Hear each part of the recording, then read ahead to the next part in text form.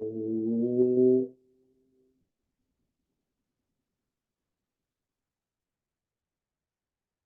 ओम नमो भगवते वासुदेवाय। ओम नमो भगवते वासुदेवाय।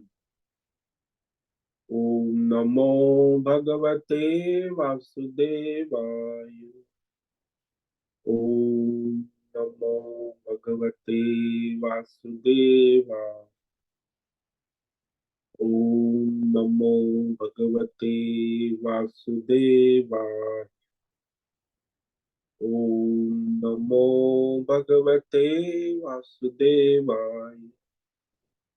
ओम नमो भगवते वासुदेवाय।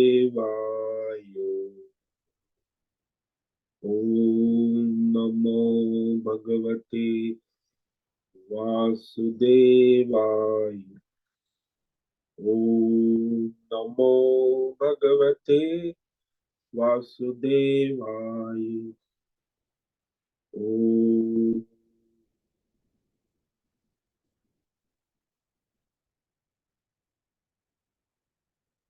श्री परमात्मने नमो नमः। ओम गं गणपतये नमो नमः। ओम सं सरस्वत्यै नमो नमः।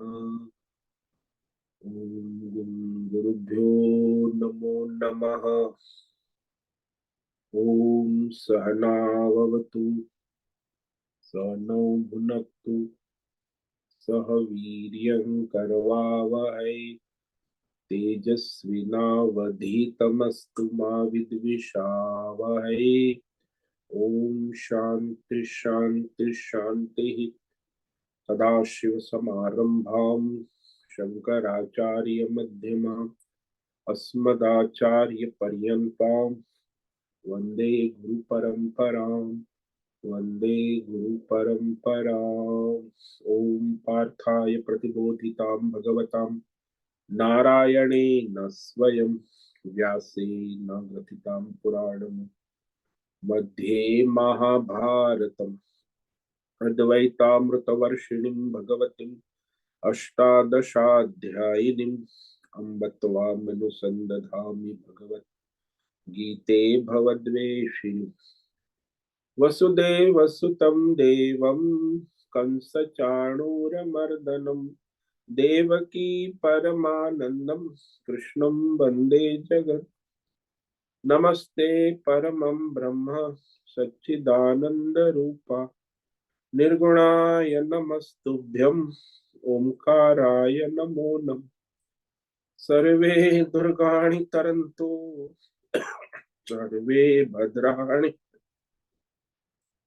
सर्वे सद्बुद्धिमाप्नोतु सर्वे सर्वत्र नंदतु। ओम तत्सत। ओम ओम ओम। आप सभी ऑनलाइन नेटवर्क पर उपस्थित भगवद गीता श्रवण साधकों को आज प्रातः का अभिवादन अभिनंदन अभिवंदन। हरि ओम हरि ओम हरि ओम। हम सबको आज का यह दिव्य दिन तन मन धन जन देश काल विषय वस्तु परिस्थिति अवस्थाएं अध्यात्म भौतिक दैविक क्षेत्र व्यष्टि समष्टि सभी को अपने अपने पूर्व में अनंत जन्मों में किए हुए संचित पाप पुण्य धर्म धर्म मिश्र कर्मों के पके हुए फल स्वरूप में वर्तमान में आज अपने अपने प्रारब्ध अनुसार परमेश्वरीय चिंत योग माया के माध्यम से प्रसाद स्वरूप में प्राप्त हुआ है। अतः आज का यह दिव्य दिन परमार्थ हेतु निष्काम सेवा यज्ञ देव यज्ञ ऋषि यज्ञ पितृ यज्ञ मानवता यज्ञ भूत प्राणी यज्ञ सात्विक दान शारीरिक वाचिक मानसिक तप निष्काम कर्मयोग ध्यान योग भक्ति योग साधना स्वाध्याय वेद शास्त्रों का अध्ययन अध्यापन उपासना आराधना के लिए समर्पित करें और कराए। अत्यंत दुर्लभ मनुष्य जीवन को परमार्थ हेतु सार्थक करे और करवावे। आज विक्रम संवत 2080 फाल्गुन मास की पूर्णिमा दोपहर को 12:29 तक, उसके बाद कृष्ण पक्ष फाल्गुन मास की प्रथमा तिथि लग जाती। तो आज दो तिथि है, पूर्णिमा और प्रथमा, और रंग होली उत्सव है, उसमें भी भगवान के रंग में रंगने का उत्सव है। प्रथमा तिथि कल आज हो जाएगी 12:29। आज है उत्तर फाल्गुनी नक्षत्र जो 10:36 तक है, उसके बाद हस्त नक्षत्र लग जाता। आज है सोमवार, भोलेनाथ शिव जी की आराधना उपासना का दिन है, और यहाँ शीत ऋतु जा रही है, और दिन का अधिकतम तापमान 32 डिग्री रहा और रात्रि का 12 डिग्री। वायु की गति 5-10 किलोमीटर प्रति घंटा चल रही। इसी सन 2024 25 मार्च 25 मार्च 2024 सुबह के 7 बजने वाले हैं। कलयुग का प्रथम चरण 5248वां वर्ष 7वां वैवस्वत मनवंतर श्वेत वराह कल ब्रह्मा जी का 26वां दिन और 51वां वर्ष चल रहा है। जैसे अनंत कोटि ब्रह्मांडीय परमेश्वरी अचिंत्य योग माया में हमारा यह एक ब्रह्मांड, इस ब्रह्मांड में यह पृथ्वी लोक में समुद्र के ऊपर जम्बू द्वीप में विश्व का एकमात्र वैदिक राष्ट्र भारत में उत्तर हिमालय प्रांत में उत्तराखंड राज्य टिहरी जिले में हिमालयन शिवालिक पर्वतमाला के अंतर्गत मणिकुट पर्वत के ऊपर नीलकंठ महादेव के सामने ऋषिकेश नगरी में मुनि की रेती प्रांत में शीशम जाड़ी में अवधूत बाड़ा आश्रम के सी ब्लॉक के 5 नंबर कमरे से गंगा किनारे से हम स्वामी उत्तमानंद सरस्वती भगवद गीता के आचार्य शिष्य स्वामी चिन्मयानंद सरस्वती महाराज कैवल्याद्वैत वेद व्यास भगवत पाद शंकराचार्य की श्रृंगेरी संन्यास परंपरा से दीक्षित सनातन वैदिक भारतीय हिंदू धर्म अनुसार संपूर्ण भगवद गीता ज्ञान यज्ञ ऑनलाइन चैतन्यमय जीवंत लाइव प्रसारण के अंतर्गत व्याख्यान माला में अध्याय 4 ज्ञान कर्म संन्यास योग के श्लोक नंबर 30 और 31 पर संस्कृत एवं हिंदी में दिव्य व्याख्यान करेंगे।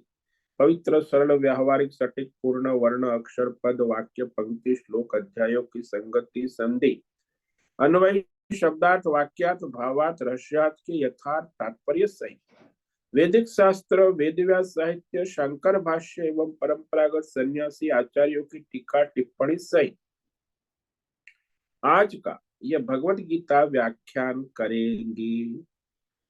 कृपया आप सभी श्रद्धा भक्ति ध्यान से परिपूर्ण होकर के यह दिव्य श्रवण साधना करें। कुछ इसमें से ग्रहण करें, कुछ धारण करें, कुछ अपने जीवन में चरितार्थ करें और उसमें निरंतरता लाए। अपनी अपनी आध्यात्मिक भौतिक दैवी अशांति द्वंद्व मोह विक्षेपों से रहित होकर के और धार्मिक और शास्त्रीय भ्रम भ्रांतियों से रहित होकर के अपने अपने शरीर इंद्रिय प्राण मन वचन कर्म से एक रूप एकाग्र होकर के शुद्ध सात्विक सूक्ष्म भगवत विवेक बुद्धि करे और भगवत विवेक शास्त्र आचार्य परंपरा अनुसार विवेक बुद्धि करे। पुनः पुनः इस व्याख्यान का श्रवण करे, मनन करे, चिंतन चर्चा विचारणा करे, प्रचार प्रसार करे, लिंक भेजे, लेखन ग्रुप में शेयर कर अपना और सबका परम कल्याण करे और कराए। ओम तत्सत।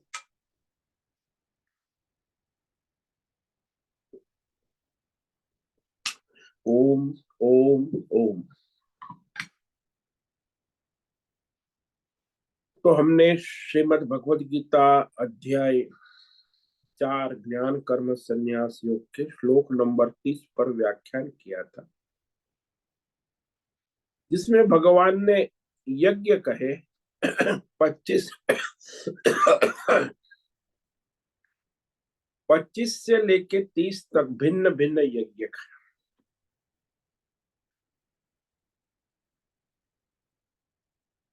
तो ये जो सारे यज्ञ है, इस यज्ञ में ये अंतिम यज्ञ है 30वें श्लोक में, वो है नियताहार। नियत यानी नियंत्रित, संयमित, नियमित।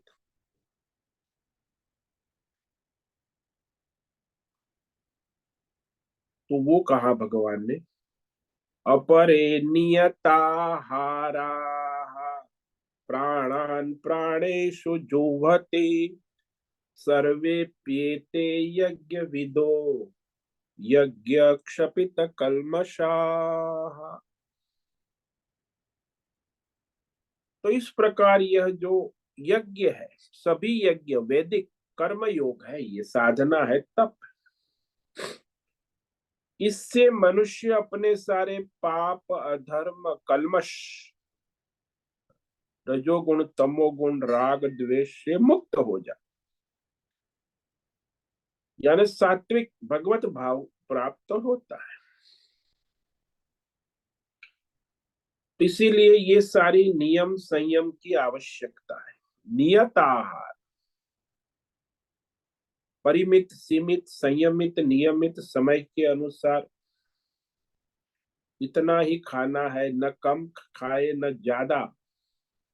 नियम से, संयम से जो मनुष्य अपने दिनचर्या खान पान करता है, केवल आहार का मतलब समय भी है, देश काल विषय सब है, नियमित भी है, नियंत्रित भी है, संयमित भी। तो इसीलिए विश्व योग साधना में यही आचार्यों ने कहा है कि पेट में आधी जगह अन्न और 1/4 पानी और 1/4 वायु विचरण के लिए खाली रखें।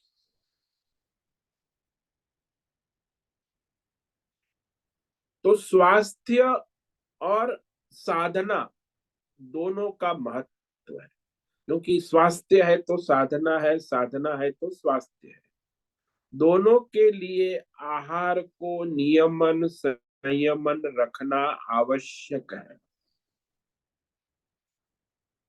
केवल मात्रा नहीं, खाए हुए अन्न जो है शास्त्र सम्मत सात्विक है, हितकारी है, पाचक है, तो वो सारा विवेक करना आवश्यक। आहार के विषय में लोग खाते तो बहुत है, दिन भर खाते रहते, लेकिन आहार का जो विज्ञान है, वो आहार का ज्ञान विज्ञान बहुत कम लोग रखते। जैसे शास्त्रों में कहा कि आहार में जो है अन्न, ये परमात्मा का ही स्वरूप है, क्योंकि अन्न से ही सारी संसार चलता है। अन्नम वै ब्रह्म, अन्नम न निंद्यात्। अन्न जो है, आहार है, उसकी निंदा तारीफ ना करे, भगवत भाव रखे। निंदा करना भी पाप है, बहुत गुण गाना भी पाप है। न निंदा करे न स्तुति करे। आहार शुद्ध और सत्व शुद्धि, आहार शुद्धि से ही मनुष्य का तन स्वस्थ रहता है, वाणी शुद्ध होती है, मन शुद्ध होता है, बुद्धि सात्विक होती है। इसीलिए बहुत बहुत महत्व का है अन्न, आहार, आहार की शुद्धि। इसलिए हमारे सनातन धर्म में आहार की शुद्धि का महत्व है, दूसरे धर्मों में नहीं है। ईसाई इस्लाम तो मांसाहार करते, कुछ भी कर, वो खाली अल्लाह, ला इलाहा इल्लल्लाह, oh God will save you, you are sinner. तो उसमें पवित्र होने की भगवान पर जिम्मेदारी, उनको स्वयं अपनी पर कोई जिम्मेदारी नहीं। ये सब इस्लाम वाले हैं, उनको भी अपने स्वयं की कोई जिम्मेदारी, वो अल्लाह की देन। और फिर जो हमारे में भी वही धंधा शुरू हो गया, अपनी कोई स्वयं जिम्मेदारी है नहीं, सब भगवान की जिम्मेदारी। अरे भाई तुम स्वयं, तुम्हें स्वतंत्रता दिए, शरीर दिया, इंद्रिय प्राण मन बुद्धि विवेक करके अपनी धर्म करो। तो आहार शुद्धि से तन वाणी मन स्वस्थ रहता। मन की बुद्धि की शुद्धि होने से सात्विक विवेक भगवत विवेक होने की संभावना है। जिसकी मन बुद्धि रजोगुणी है तमोगुणी है, उसमें कोई विवेक, सामान्य लौकिक विवेक भी नहीं होता, कहाँ परमार्थ की बात करें। आध्यात्मिक विवेक सूक्ष्म है, उससे भी सूक्ष्म दैवी, उससे भी सूक्ष्म पारमार्थिक विवेक। तो ये जो रजोगुणी तमोगुणी खान पान वाले, ये जो 95% दुनिया में जीव है, मनुष्य जिसको हम नहीं कह सकते, वो तो पशु ही है। तो उसका तो ऐसे ही जीवन पूरा होता। तो आजकल का युग जो है विकासवाद जिसको कहते हैं ना, विकास मतलब क्या? होटल और हॉस्पिटल बढ़े, बस यही विकास है। आज की सरकार, हमारी सरकार, विश्व की सभी सरकार, विकास यानी होटल और हॉस्पिटल बढ़े, यही विकास। और क्या विकास है इनका? तो यहाँ कोई अध्यात्म भौतिक दैवी और पारमार्थिक विवेक नहीं, और भौतिकवाद जड़वाद। तो मनुष्य की आयु शरीर की वैसे 100 साल है। प्रारब्ध से ज्यादातर किसी का क्षीण प्रारब्ध होता है, बाकी प्रारब्ध के अनुसार तो आयु है, लेकिन आपके खान पान रहन सहन पर भी निर्भर कर। इसलिए मनुष्य जो धर्म कर्म करता है वो दीर्घायु होता है, उसकी आयु लंबी हो। सात्विक जीवन जीने वाले की आयु लंबी होती। हम एक बार उम्बर गांव गए थे, वहां एक माता जी थी सात्विक। तो वो वैष्णव संप्रदाय, वल्लभ संप्रदाय में, तो वो तो बड़ा मर्यादा में रहते। तो सुबह 3 बजे उठ जाती है, 103 साल, और भगवान की सेवा, लाला की सेवा। रात को सुलाती है सूर्यास्त के बाद 8 बजे, और सुबह भगवान को जगाती है 4 बजे, और सेवा करती है भगवान की सेवा, और स्वस्थ मस्त रहती। तो ये भगवत भाव है, अपना स्वधर्म कर्तव्य कर्म भगवान को समर्पित। ज्यादातर मनुष्य का जीवन आज जो है वो सब आहार अन्न के दोष के कारण शारीरिक मानसिक विकार उत्पन्न होते। अन्न यदि सात्विक नहीं है तो फिर शरीर कभी स्वस्थ नहीं रहेगा, क्योंकि शरीर में जो मल संग्रह अशुद्धि का प्रकोप बढ़ता है तो फिर मनुष्य अस्वस्थ रहता है, बीमार होता है। क्योंकि शुद्ध सात्विक खान पान उचित समय पर उचित मात्रा में भगवत स्मरण करते हुए प्रसन्नता पूर्वक लेना, ये साधना है, तप है, यज्ञ है। खाने का ही नहीं आता है, 90% लोगों को खाने की कला ही पता नहीं है। उचित मात्रा में धीरे धीरे प्रसन्नता पूर्वक पशु की तरह खाते हैं, और पशु की तरह जीवन जीते हैं। प्रकृति के अनुकूल सात्विक जीवन है, तो उचित सात्विक प्राकृतिक सेवन करना। तो मनुष्य तन से स्वस्थ होता है, वाणी से स्वस्थ होता है, मन से स्वस्थ होता है, और बुद्धि भी उसकी कुशाग्र सात्विक होती। तो वो होना है केवल सात्विक आहार विहार से ही मनुष्य तन मन धन जन से स्वस्थ रहता।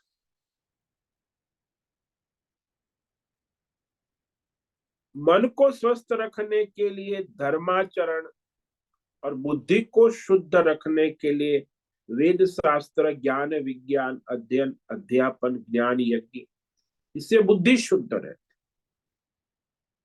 जीवात्मा जो है वो तप से शुद्ध रहता है, शारीरिक वाचिक मानसिक। और जीवात्मा की शुद्धि ज्ञान से होती, आत्मज्ञान।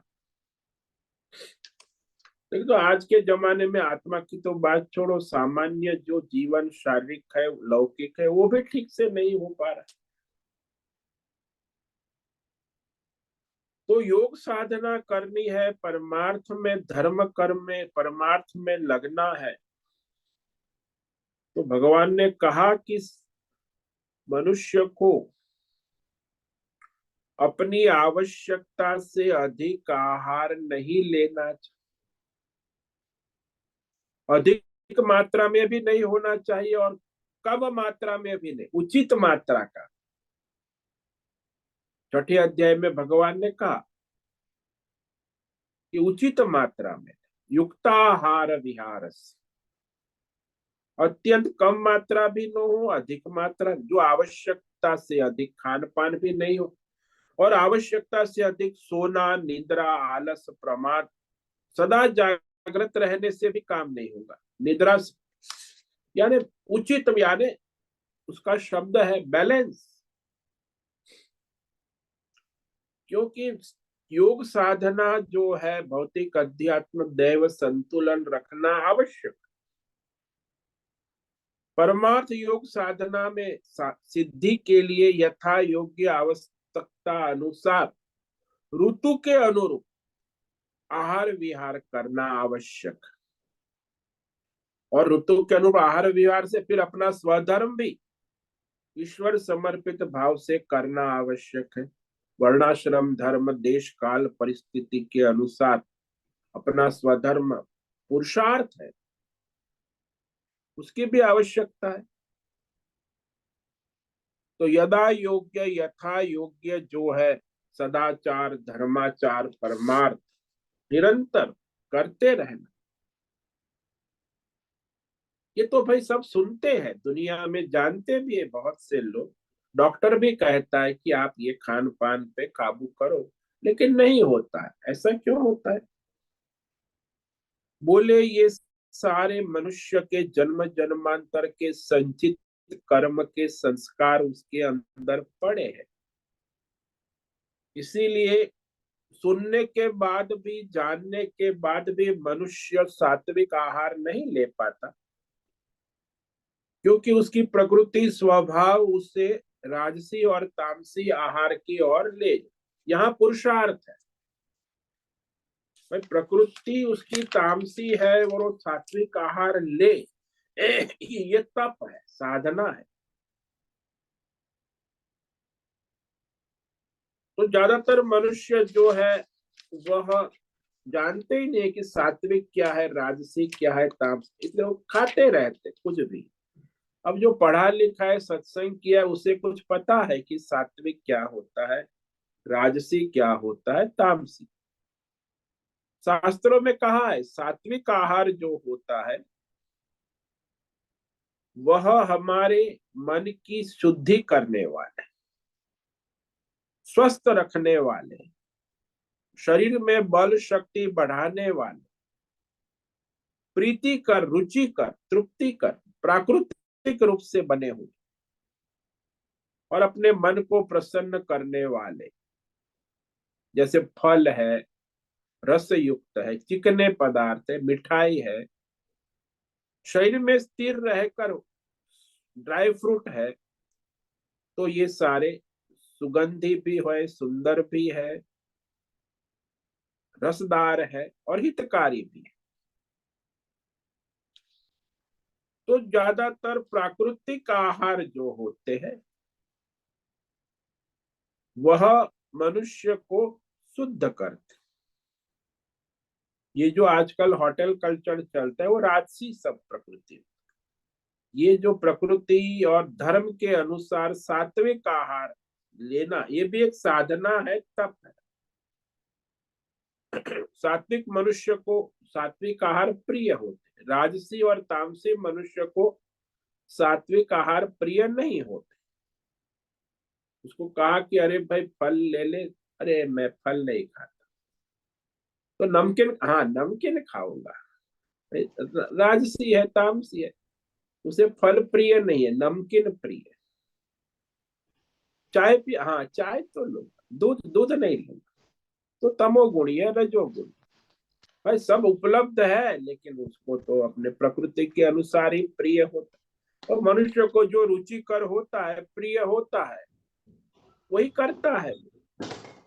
इसलिए तामसी राजसी मनुष्य जो है, वो अति कड़वे, अति खट्टे, अति नमकीन, अति गरम, गर्मा गर्म, तीखे, अति रूखे, अति जलन वाले, तेज मसाले, मिर्च, बाजारू आहार पसंद कर।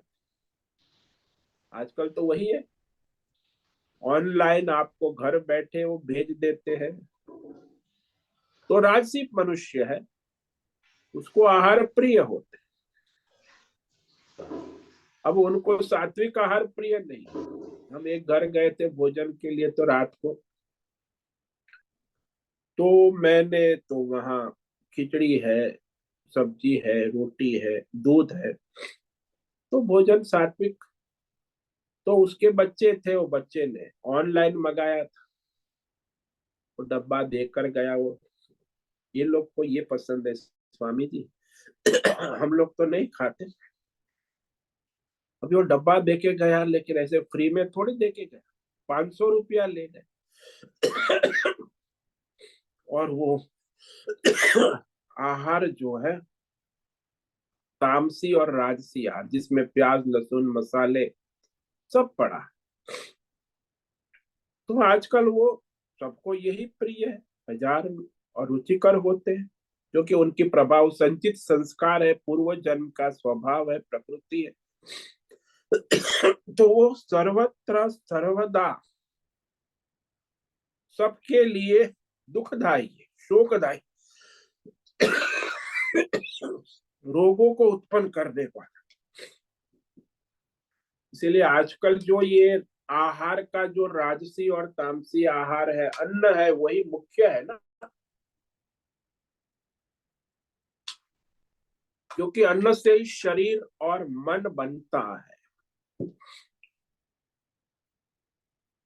और यदि शरीर और मन स्वस्थ नहीं है, तो फिर आपका जीवन होटल और हॉस्पिटल में पूरा हो।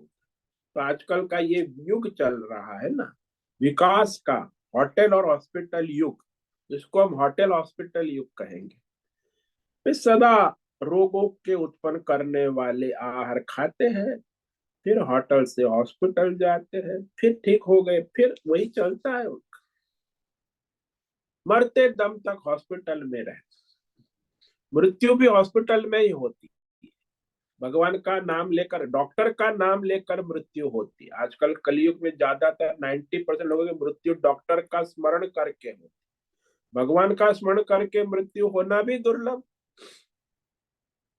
तो आहार जो है तामसी लोगों को जो प्रिय होता है, वो कच्चा पक्का, रस विहीन, दुर्गंध, झूठन वाला, अपवित्र, गंदा, जले हुए आहार, तामसी आहार, बासी, तो उनको प्रिय होता है। जैसे मांसाहार है, मदिरा है, सामुद्री खाद्य है, प्याज है, लहसुन है, ये सब तामसी आहार है। और आजकल वही चलता है दुनिया में। हमारे देश में भी आजादी के समय 50% लोग मांसाहारी थे, अभी 75% हो गए। शराब, मांसाहार, 75% भारतीय शराब और मांसाहार कर विकास करते, हॉस्पिटल भी जाते, दवाई भी खाते, और कोई भगवान का भजन नहीं करते, न सेवा, न धर्म, न कर्म के उनको टाइम ही नहीं। तो सबके लिए जो आहार है वो तो उपलब्ध है, लेकिन उसका विनियोग कैसे हो।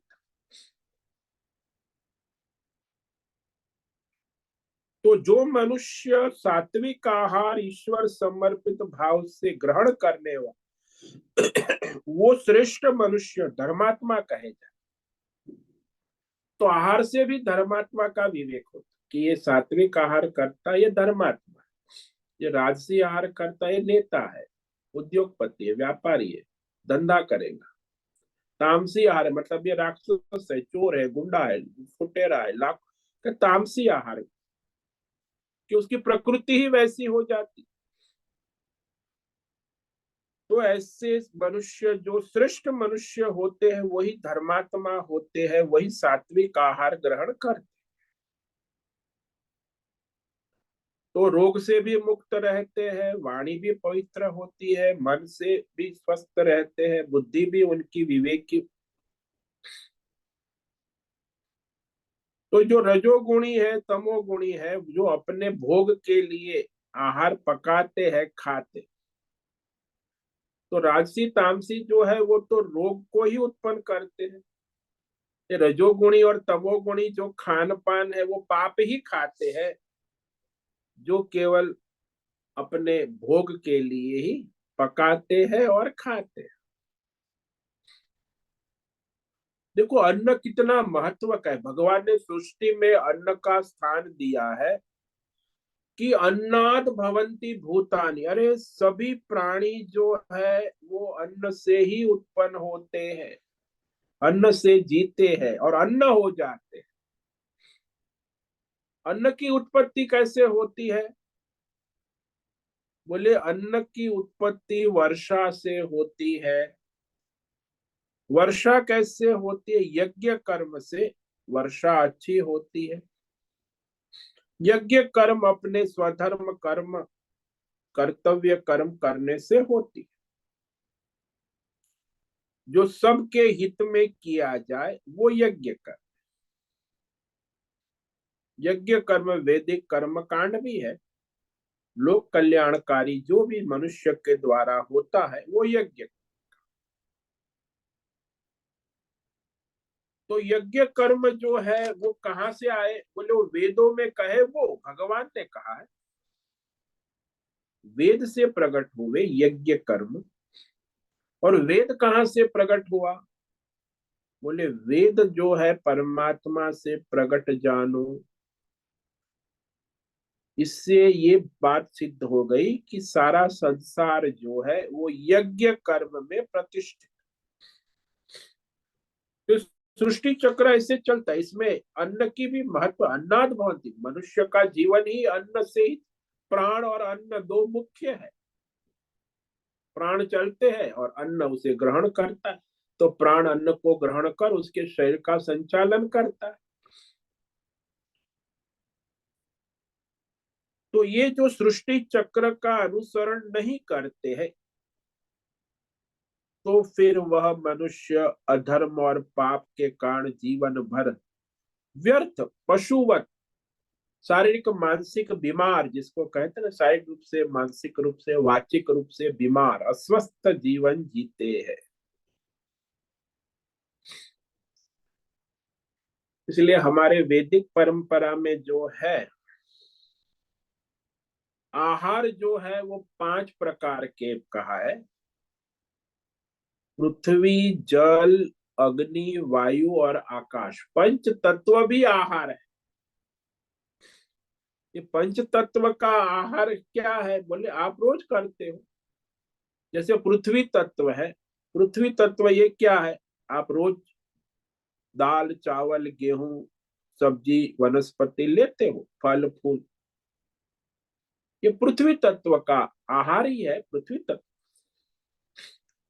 जल तत्व क्या है? बोले जो जल पीते हो रोज, जल है, दूध है, फल के रस, सब में जल तत्व की मात्रा 90%,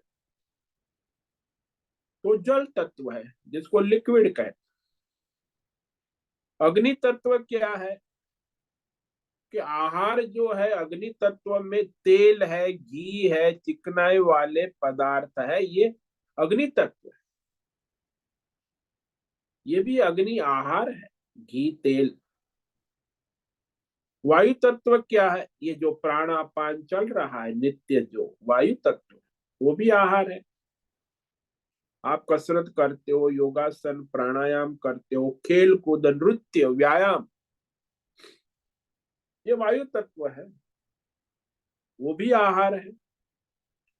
और आकाश तत्व जो है प्राकृतिक ध्वनिया है, मनुष्य की सभी भाषाएं हैं, दुनिया में हजारों भाषाएं बोली जाती है, संगीत है, अनेक प्रकार के संगीत वाद्य है, शास्त्रीय और लौकिक संगीत है,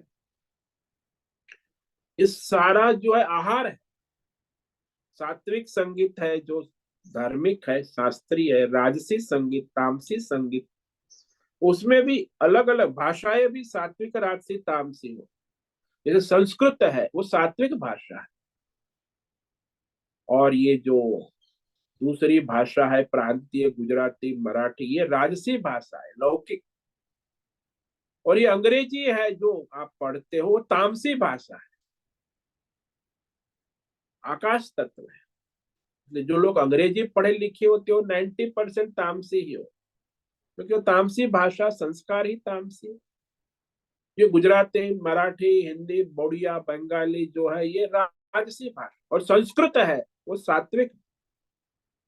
तो जैसा हर भाषा है, जैसा आहार ग्रहण करेगा वैसा उसका स्वभाव प्रकृति बनता है। तो ये भी सारे आहार है। आकाश तत्व भी आहार हुआ, वायु तत्व भी आहार हुआ, अग्नि तत्व भी आहार हुआ, जल तत्व भी आहार हुआ, और पृथ्वी तत्व, पंच तत्व का संतुलन से 3 गुण का संतुलन होता है। तो स्वास्थ्य के लिए ये पंच तत्वों का संतुलन होना अत्यंत आवश्यक। वो कब होगा? बोले जब हम धर्म कर्म शास्त्र के अनुसार करेंगे तो हमारे पंच तत्व का संतुलन हो जाता है। इस संतुलित जीवन में शरीर स्वस्थ रहता है, वाणी स्वस्थ रहती है, मन बुद्धि स्वस्थ रहते, तो उसके लिए मनुष्य में रोग विकार और प्रतिकूलताएं, अस्वस्थता आने की संभावना कम है। और फिर हमारे वेदों में आयुर्वेद की बात कही। आयुर्वेद जो है उसमें भी आहार में 6 रस है। आहार जो है, आहार यज्ञ है। ये नियमित संयम जाने तो हमें पता चले कि हम क्या कर रहे हैं और शास्त्र में क्या कहा है। तो वह वात पित्त कफ का संतुलन करने के लिए 6 रसों का समरस होना आवश्यक। वो 6 रस क्या है? तो पहला मीठा, दूसरा नमकीन, तीसरा तीखा, चौथा कसेला, पांचवा खट्टा, और छठा कड़वा। इसमें भी क्रम है रस में। तो ये जो 6 रस है हम लेते हैं, इसमें से यदि कोई रस की मात्रा घट गई तो शरीर में विकार उत्पन्न होते, बढ़ गई तो भी विकार उत्पन्न होते, रोग उत्पन्न होते। तो 6 रस का संतुलन होना आवश्यक। जिस रस का सेवन बंद करने से उस रस का संतुलन हो जाता। यदि अधिक हो गया है, कम हो गया, तो उसकी मात्रा अधिक लेने से उस रस का संतुलन हो जाता। तो वह विकृत रस को शरीर के बाहर निकालने की प्रक्रिया भी है। औषधि सेवन से भी विकृत रस निकल जाता। लेकिन प्राकृत रस जो है ऋतु अनुसार नियमित संतुलन रूप से ले। इसलिए परहेज का भी बड़ा महत्व है। नियम, संयम, औषध, आहार और औषधि वैद्य की सलाह से उचित समय पे लेना आवश्यक। जैसे दृष्टांत ले लो कि आपके शरीर में नमकीन रस कम होने से आपका रक्तचाप घटता है। आजकल बीपी तो बहुत मापते हैं, रक्तचाप घट गया, यानी नमकीन रस का नमकीन खाओ, रक्तचाप बढ़ जाए। और आपके शरीर में नमकीन रस ज्यादा है होने से रक्तचाप बढ़ता है। तो फिर नमकीन खाना कम करो या बंद करो, अपने आप वो संतुलन हो जाता। ये मीठा मधुर रस जो है यदि शरीर में कम हो गया तो कमजोरी का अनुभव हो, और यदि मीठा मधुर रस शरीर में अधिक बढ़ गया तो मधुमेह, डायबिटीज का रोग। इसीलिए सारे रसों का उचित संतुलन करना अनिवार्य है। खान पान ये मैंने बंद कर दिया, मुझे पसंद नहीं, अब तुम नहीं खाओगे तो असंतुलन होने लगेगा। कई लोग मीठा नहीं खाते हैं, कई लोग नमकीन नहीं, कई लोग मिर्ची नहीं खाते, कसेला नहीं खाते, कई लोग कड़वा नहीं खाते।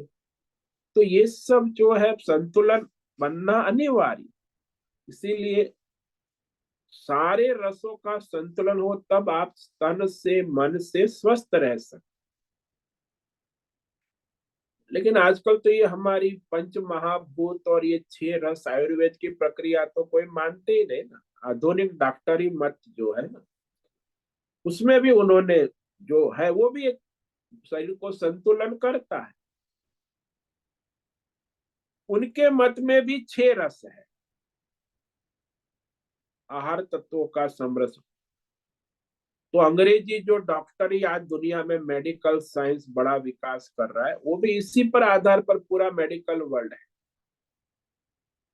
खान पान की सारी मेडिसिन के हिसाब से देते हैं।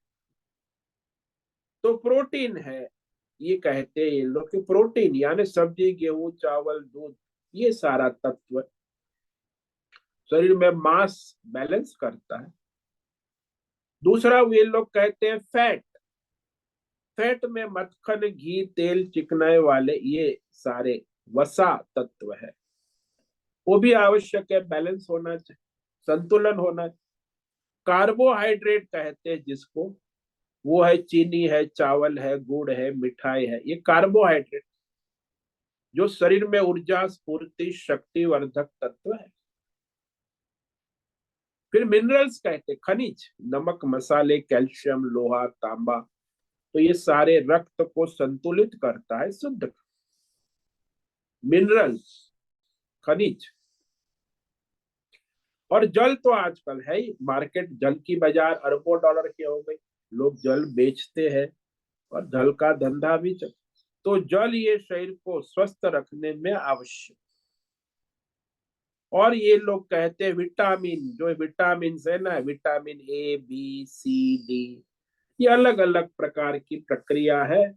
तो जैसे ए विटामिन ए है, वो पत्तेदार सब्जी टमाटर, लेकिन वो तो गोली खा के मिल जाते हैं। आजकल तो मेडिकल विटामिन का करोड़ों अरबों डॉलर का धंधा है। तो यहाँ किसी को जो शरीर में असंतुलन हुआ, डॉक्टर ने दवाई लिख दी, तो आपको सब्जी टमाटर खाने की जरूरत नहीं है, आपको गोली कैप्सूल खा ली, हो गया आपका विटामिन ए संतुलित हो गया टेम्पररी, फिर वो दवाई खाओ। इसलिए दवाई का धंधा बहुत चलता है। ये विटामिन आजकल बी सी डी ये सारे जो है, और उसका बड़ा विशाल व्यवसाय चल। खान पान पे ध्यान देने से इसकी आवश्यकता नहीं। तो जिन तत्वों की अधिकता उससे ले औषधि के माध्यम से शरीर के बाहर निकालने की विविध प्रक्रिया होती है।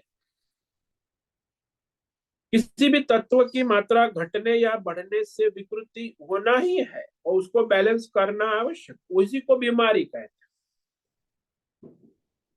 जिन तत्वों की कमी हो उस तत्वों को औषधि के माध्यम से लेने से वह रोग ठीक हो जाते। जिन तत्वों से शरीर में विकृति हो उसे औषधि या ऑपरेशन के माध्यम से प्रकृतियों द्वारा ठीक किया जाता। जैसे विटामिन डी, ये विटामिन डी की कमी से दांत और हड्डियां कमजोर हो, और यदि अधिक मात्रा में हो तो क्या होता है, वो दांत और हड्डियों में विकृति आती है। विकृति में उसमें बैक्टीरिया कीटाणु दुर्गंध आने लगती। अतः कैल्शियम की मात्रा का संतुलन होना आवश्यक, विटामिन डी की आवश्यकता है। तो दांत हड्डियों की जो बीमारी है उसमें विटामिन डी का भी महत्व का रोल।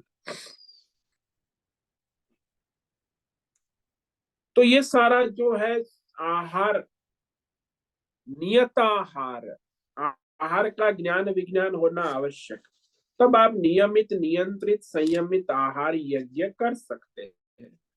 अन्यथा जो भी आ गया चलो सब खा रहे, हम भी खा रहे, हमें तो कोई विवेक विचार करने की आवश्यकता ही नहीं।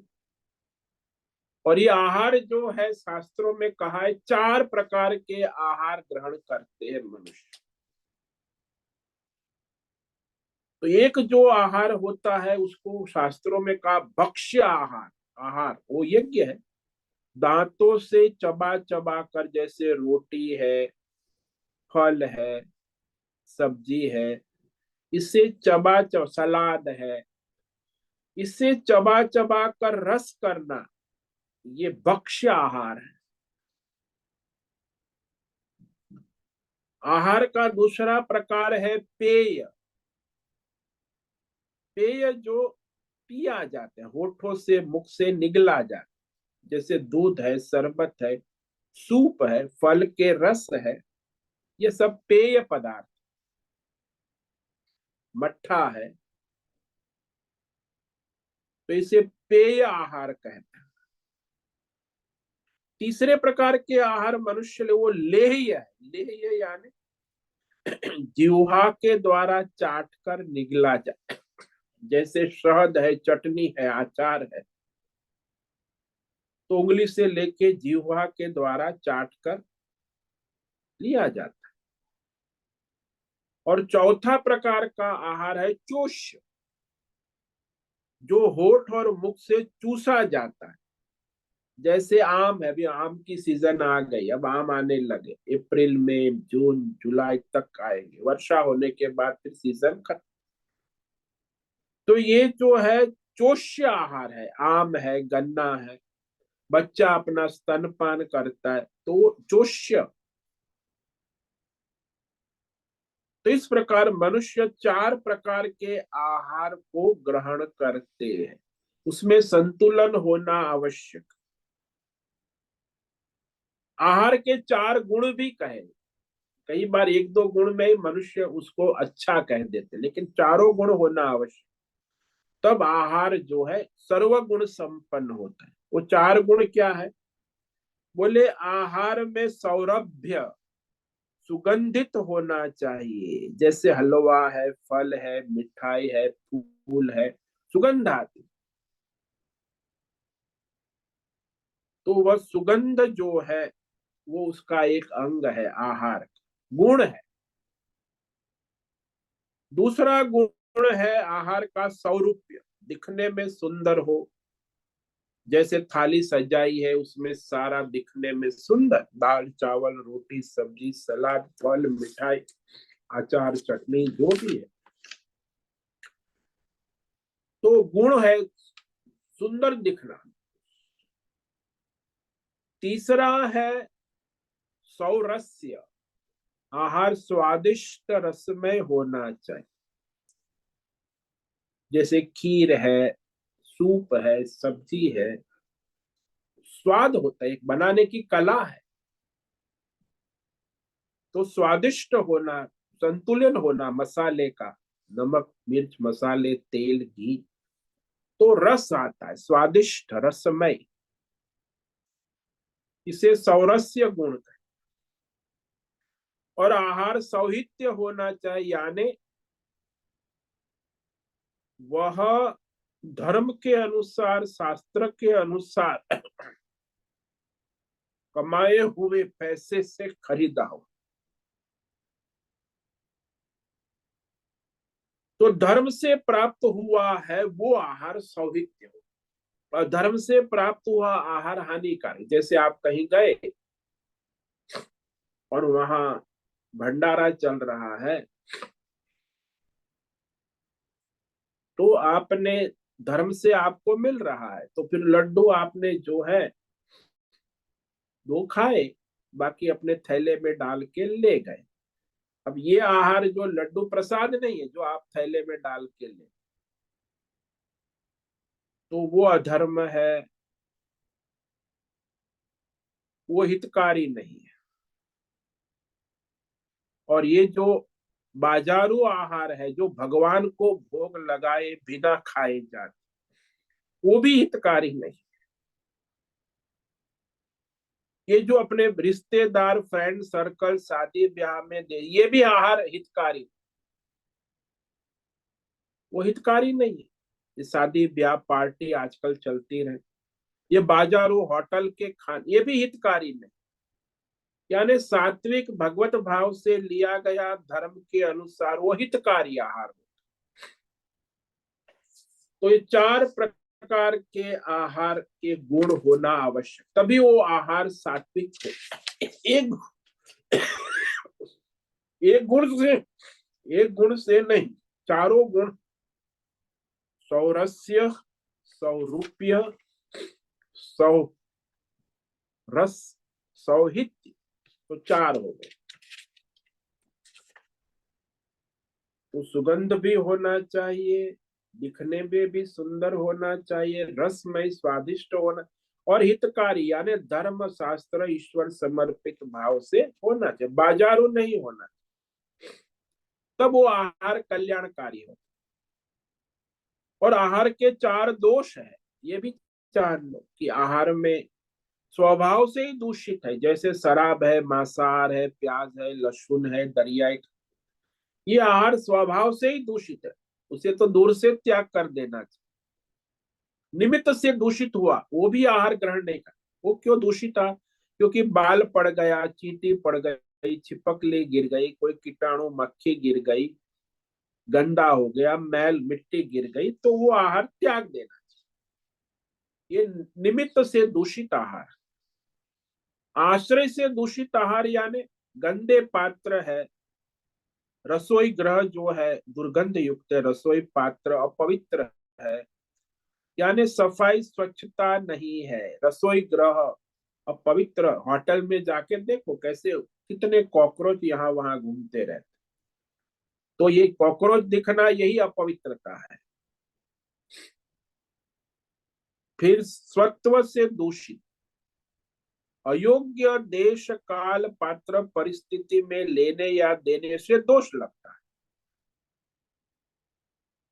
और बेईमानी, चोरी, दुराचार से प्राप्त किया गया आहार, भ्रष्ट धन से खरीदा गया, दुराचारी ने दिया आहार, अपमान से दिया आहार, अपवित्र और धार्मिक आहार, अन्न जो है वो दूषित आहार, चाहे कितना भी हो। दुराचारी का आहार दूषित होता है। भ्रष्टाचार, दुराचार, चोरी का माल खरीदा है वो भी दूषित है। बेईमानी, दुराचार और धार्मिक प्रवृत्ति से ईश्वर को समर्पित नहीं है, तो ऐसे आहार को कहते दूषित, स्वत्व दोष। तो चार दोष होने नहीं चाहिए, स्वभाव से दूषित, निमित्त से दूषित, आश्रय से दूषित और स्वत्व से दूषित।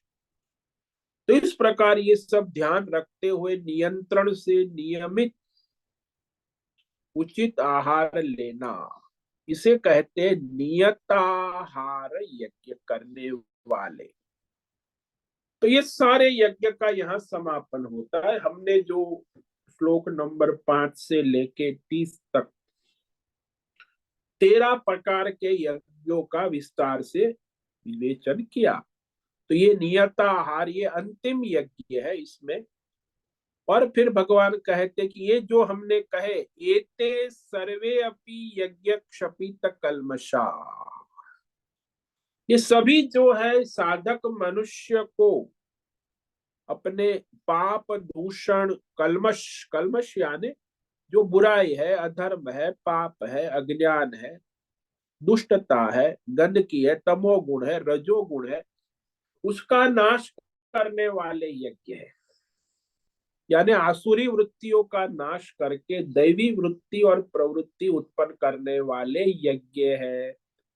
तो दैवी गुण उत्पन्न कर और धार्मिक वृत्ति और प्रवृत्ति का निवारण होता है, ये सब धार्मिक यज्ञ का है। कर्म योग भी कहा जाता है, वैदिक यज्ञ है। तो एक कल्मश यानी बुद्धि जिसकी सात्विक हो गई है, इंद्रिय, शरीर, वाणी, मन, बुद्धि, इंद्रियों का संयम, शरीर का स्वस्थता, वाणी की सत्यता, प्राणों में स्थिरता, मन में एकाग्रता, बुद्धि की शुद्धि, विवेक, ये सारा जब होता है इसे कहते शुद्ध सात्विक यज्ञ का परिणाम ये है। यज्ञ द्वारा ये पवित्रता, सात्विकता आती। तो ऐसा यज्ञ को जानने वाले ऋषि मुनि कहते आए परंपरा से ये सारे यज्ञ होते आ रहे, और उसके द्वारा मनुष्य अपने जीवन को सार्थक कर परमार्थ की ओर आगे बढ़ सकते हैं। ये द्वार है, परमार्थ में प्रवेश द्वार, जिससे परमार्थ करना, इसे इस यज्ञ के द्वारा अपने को शुद्ध करना आवश्यक है। तो अब ये जो यज्ञ करके मनुष्य जो है उसका कल्याण निश्चित, और जो लोग नहीं करते उसका क्या होता, वो अब आगे भगवान श्लोक में कहते हैं, श्लोक नंबर 31, इस पर हम कल विचार करेंगे कि जो ये यज्ञ नहीं करते हैं उसकी क्या दुर्गति होती, और जो यज्ञ करते हैं उसकी क्या प्रगति होती, ये भी भगवान कहते आगे। तो आज हमने जो श्लोक किया 30 नंबर, अपरे नियताहार प्राणान प्राणेषु जुह्वति सर्वे प्येते यज्ञ विदो यज्ञ क्षपित कल्मषः।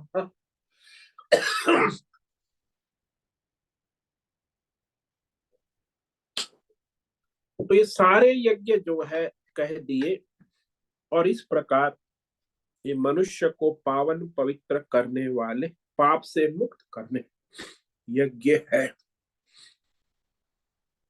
ओम नमो नारायणाय, ओम नमो नारायण, ओम नमो नारायण, ओम नमो नारायण, ओम नमो नारायण। ओम पूर्णमदः पूर्णमिदं पूर्णात् पूर्णमुदच्यते पूर्णस्य पूर्णमादाय पूर्णमेवावशिष्यते। ओम शांति शांति शांति। शंकरं शंकराचार्यं केशवं बादरायणं सूत्र भाष्य कृतौ वंदे भगवन्तौ पुनः। ईश्वरो गुरुरात्मेति मूर्ति भेद विभाग व्योमवद् व्याप्त देहाय दक्षिणामूर्तये ओम गुं गुरुभ्यो नमो नमः। ओम तत्सत ब्रह्मार्पणमस्तु। ओम ओम ओम।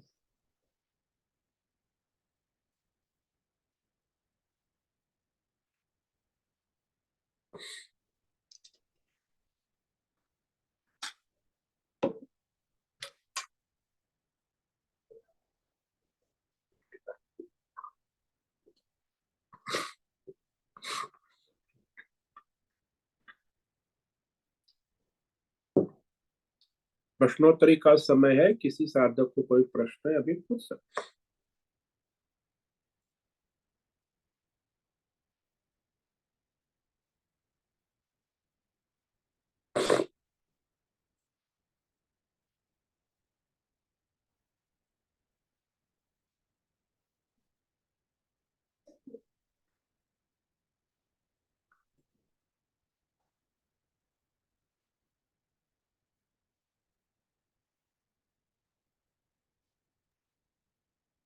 हरिओम हरिओम स्वामी जी। यो भद्रेश बोलो। स्वामी जी, ये जो आहार है उसमें हर एक आहार का अपना तत्व होता है। हाँ जैसे कि अभी हम कहते हैं ना कि इसमें प्रोटीन ज्यादा है, कार्बोहाइड्रेट्स इतना है, फैट्स इतना है, फाइबर इतना है। तो ये जो आहार का तत्व है वो भी शरीर शरीर को अलग अलग मात्रा में लगता है। तो उसका विवेक क्या है वेदास में? देखो, आहार जो है शरीर को चाहिए, तो जैसे वेदों में कहा है दुग्ध है पूर्ण आहार। सुबह एक गिलास दूध पी लिया, शाम को एक गाय का ताजा दूध पी लिया, बस वो बछड़े को गाय दूध पिलाती, आपने पी लिया तो हो गया। सारे तत्व उसमें आ जाते, जितनी आवश्यकता है सब। अब ये दाल रोटी सब्जी ये मनुष्य का आहार है, तो दाल चावल रोटी और सब्जी, बस ये, और फल, ये 5 मुख्य आहार है, सात्विक प्राकृतिक। बाद में उसमें सब ये बिजनेस चल गया ना आजकल, जो कॉर्पोरेट वर्ल्ड आ गया, तो आहार दूषित हो गया सब। प्राकृतिक उसकी सात्विकता नहीं रही, रजोगुणी और तमोगुणी आहार हो गए। तो रोटी है, मन फुल्का है बढ़िया गर्मा गर्म, और उसमें घी लगा दिया, हो गया आपका। तो रोटी और सब्जी खा लो, दाल और रोटी खा लो। तो मनुष्य के मुख्य आहार यही है, दाल रोटी सब्जी चावल और फल फूल और दूध, बस। बाकी सब ये बाजारू आहार है। उसमें सारा आवश्यक जो जरूरत है वो पूरी हो जाती है, शरीर की आवश्यक। मुख्य आहार ही ये है मनुष्य का। इसीलिए तो हमारे देश में देखो ना, सबसे ज्यादा उत्पादन होता है, 10 लाख टन गेहूं, दूसरे नंबर पे 9 लाख टन जो चावल, और तीसरे नंबर पर 8 लाख टन दालें सारी। और उसके बाद प्रकृति ईश्वर भी उसी अनुसार निर्माण कर, और उसके बाद फल फूल 5 लाख टन, 10 लाख टन। तो वो सब आवश्यकता के अनुसार ये सारा आहार मनुष्य के लिए निर्माण हो जाता है। मनुष्य का यही आहार है। वो प्राकृतिक रूप से सात्विक रूप से लिया गया तो बस हो गया, उसमें कोई मसाले डालने की भी आवश्यकता नहीं।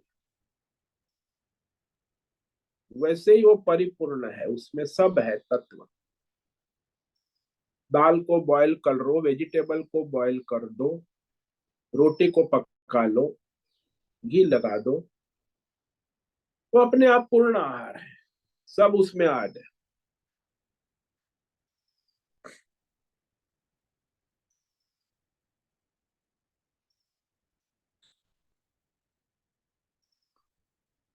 बाकी टेस्ट का तो कोई अंत है ही नहीं। बाजारू आजकल नई नई टेस्ट स्वाद, वो सब रजोगुणी तमोगुणी प्रकृति है। प्राकृतिक जो होता है वही कल्याणकारी हितकारी होता है। अप्राकृतिक यानी रजोगुणी तमोगुणी आहार, तो वही तो आजकल चलता है। इसका परिणाम भी सब आप देखते हो, होटल और हॉस्पिटल युग चल रहा है, विकास हो रहा है, विकास सभी मनुष्य विकास कर रहे हैं।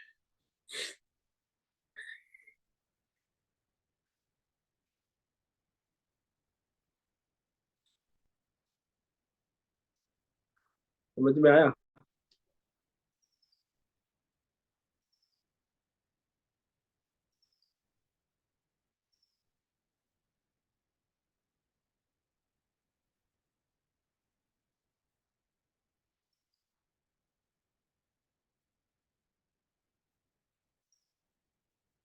ठीक है, आज का समय पूरा हो रहा है।